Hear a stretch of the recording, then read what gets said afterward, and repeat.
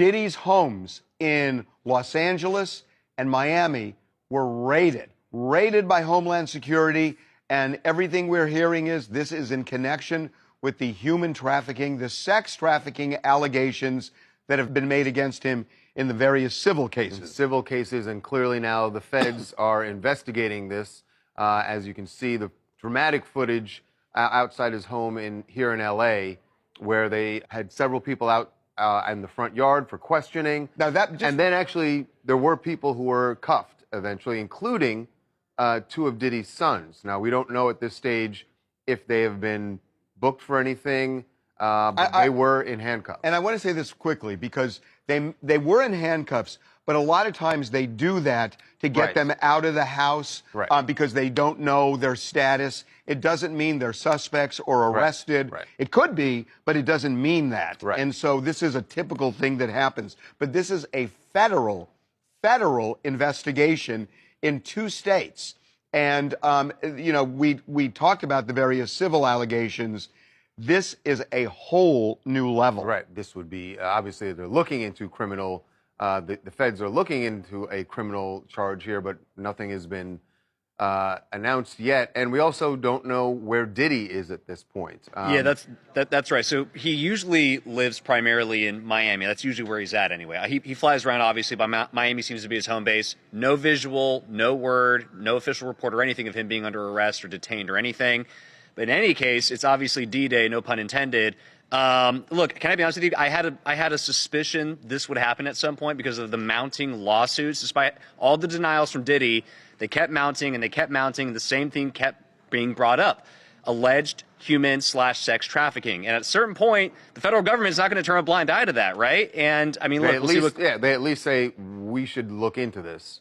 Well, by the way, this is more than we should look into this. They had to get a search warrant, which means that they had to convince a judge that there was probable cause to believe that there was indeed sex trafficking, human trafficking. So this is not just a probe. This is presenting evidence to a federal judge saying, we have probable cause to believe Diddy is involved in human trafficking.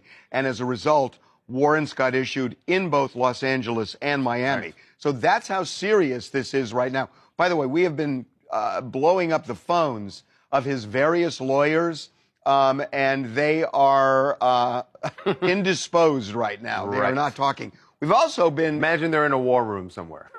The other thing I was going to mention real quick, and I'm sure this came to somebody's mind, but this very much reminds me of the R. Kelly saga. I mean, for a long time, R. Kelly was, you know, just living his life, doing his thing, and all of a sudden, one day, law enforcement gets involved, he gets arrested, and the rest is history. I'm not saying the same is going to happen here from Diddy, obviously, but this is sort of the start of usually how that stuff like that goes. It is the same playbook. You notice there are a lot of public allegations made either in a documentary, in the case of R. Kelly, in the case of Diddy, in several lawsuits, and it gets the feds, their antenna go up, and then the investigation starts. What is really interesting, fascinating about all of this is it started with Cassie. And, you know, that's his ex, and this whole thing probably would have never come out from under the rug because he could have settled it.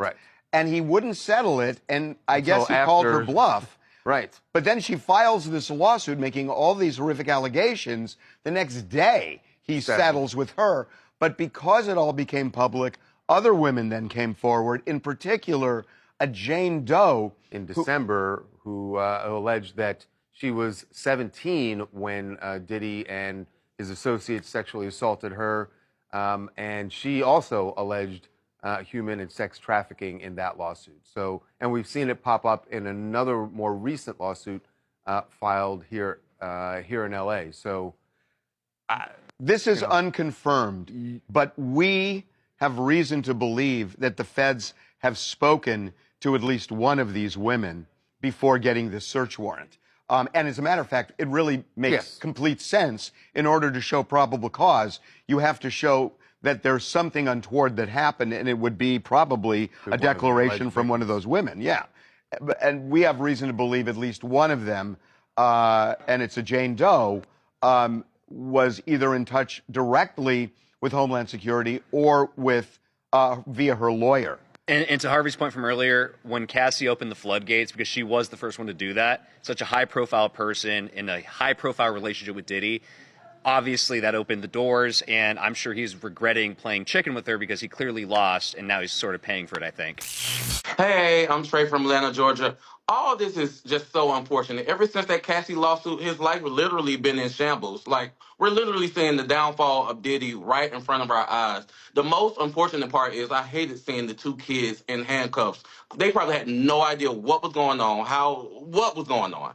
Like, at the end of the day, like, salute and thoughts and prayers to everyone involved. Hopefully something. And where is Diddy at? Where does he go? He had to be tipped off. Where is he at? We don't know at this moment where Diddy is. There's a chance we've heard he might be on a jet. Yeah. And we heard Miami. He was in Miami, and that he was about to get on a jet and then didn't get on. Going to New York. Right. And by the way, it looks like the Southern District of New York is handling this, which is interesting because it's not New York where they're searching right now.